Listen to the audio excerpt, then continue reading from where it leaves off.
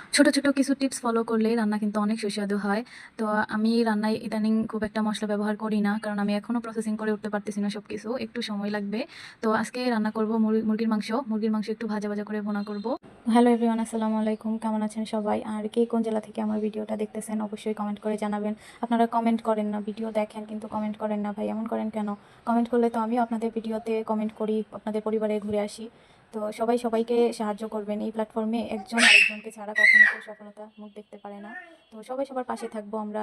তো আমি মুরগির মাংস রান্নার জন্য এখানে মশলা কষিয়ে নিব। প্রথমে আমি পেঁয়াজ কুচি দিয়ে নিছি, পেঁয়াজ কুচি একটু হালকা বাদামি করে ভেজে নিছি। তারপরে এখানে আদা রসুনের পেস্ট দিয়ে দিব। তারপরে একটু হলুদ গুঁড়া, একটু জিরার গুঁড়া আর 3-4টা কাঁচামরিচ এগুলো দিয়ে মাংস দিয়ে একটু কষিয়ে নিব। একটু হালকা পানি দিয়ে কষিয়ে নিব ভালো করে। তারপরে হওয়ার জন্য আবার পানি দিব। বাবু খাবে, একটু মাংস নরম হওয়ার দরকার, তার জন্য আমার বেশি পানি ইউজ করতে হবে। তো সবটা পানি আমি একসাথে ইউজ করব না, আগে আমি মাংস ভালো করে কষিয়ে নিব। তারপর 10 মিনিট পরে আমি হওয়ার জন্য পানি দিয়ে দিব।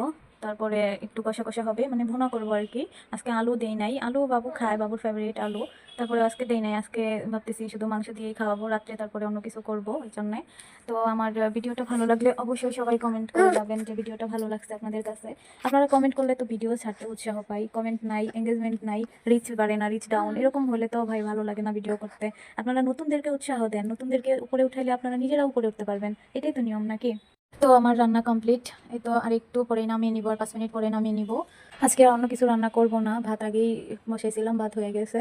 তো আজকে আর রান্না করার মুড নাই, কোনো কিছু ভালো লাগতেছে না। অনেকদিন কোথাও ঘুরতে যাওয়া হয় না, ভাবতেছি আজকে একটু বের হব। কেনাকাটা কিছু বাকি আছে, ওগুলোও করতে হবে। তো আমার রান্না হয়ে গেছে, এখন চুলা অফ করে নিব। শেষ কাজ আজকের মতো, এখন বাবুকে খাইয়ে নিব। তো ভালো থাকবেন সবাই।